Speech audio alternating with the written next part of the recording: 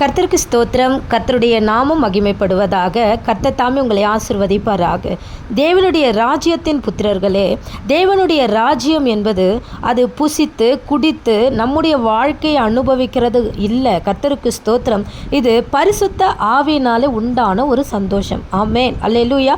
ஒவ்வொரு நாளும் ரட்சிக்கப்பட்ட தேவனுடைய ராஜ்யத்துக்குள்ளே இருக்கிற ஒவ்வொரு பிள்ளைகளுக்கும் பரிசுத்த ஆவியானவர் ஒரு சந்தோஷத்தை கொடுக்கிறார். அது ரட்சிப்புக்கு ஏதுவான சந்தோஷம். தேவன் என்னோடு கூட இருக்கிறார் என்கிற சந்தோஷம், தேவன் என்னோடு கூட இருக்கிறார் என்கிற அந்த நம்பிக்கை.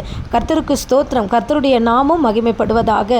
தேவனுடைய ராஜ்யத்தில் இருக்கிற ஒவ்வொரு பிள்ளைகளுக்கும் இந்த உலக பிரகாரமான காரியங்களில் மனதை அவர்கள் செலுத்த மாட்டாங்க. ஏன் அப்படின்னா, கீழானவைகள் அல்ல மேலானவைகளை தேடுகிறவர்களே தேவனுடைய ராஜ்யத்தில் இருக்கிற புத்திரர்களாய் அவர்கள் இருப்பார்கள். கர்த்தருக்கு ஸ்தோத்திரம். நித்திய வீடு நமக்கு பரலோகத்தில் மாத்திரமே உண்டு. நம்ம வாசம் பண்ணுகிற, நம்ம இருக்கிற, நம்முடைய சரீரமாக இருந்தாலும் இல்லை நாம் தங்கியிருக்கிற வீடாக இருந்தாலும் கர்த்தருக்கு ஸ்தோத்திரம், அது என்றென்றும் உயிரோடு இருக்குமா, என்றென்றும் நிலைத்து இருக்குமான? கர்த்தருக்கு ஸ்தோத்திரம், அது நிலைத்து இருக்காது.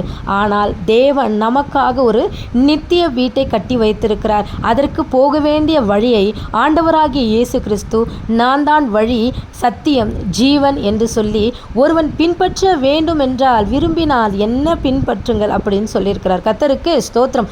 நாம் யாரை பின்பற்றுகிறவராய் இருக்கிறோம்? நம்ம வேத வார்த்தையை பின்பற்றுகிறவர்களாக இருக்கிறோமா, இல்லை கட்டு கதைகளுக்கு செவி சாய்ந்து போகும் காலம் வந்திருக்கிறதே. அநேக கள்ள தீர்க்க தரிசிகளும் அநேக கள்ள போதர்களும் எழும்பி அநேகரை வஞ்சிக்கிறார்கள் என்று சொல்லி நம்ம வேதத்தில் வாசிக்கிறோமே.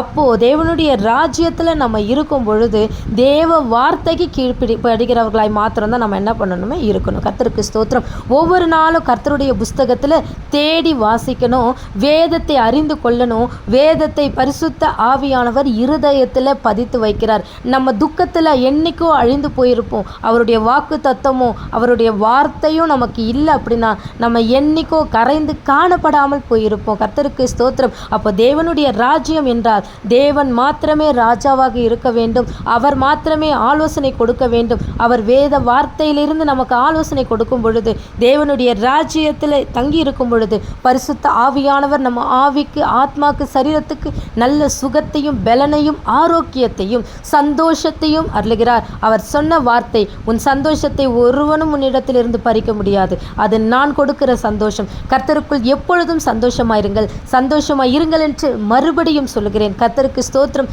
கர்த்தர் உங்களை ஆசிர்வதிப்பாராக. ஆமென்.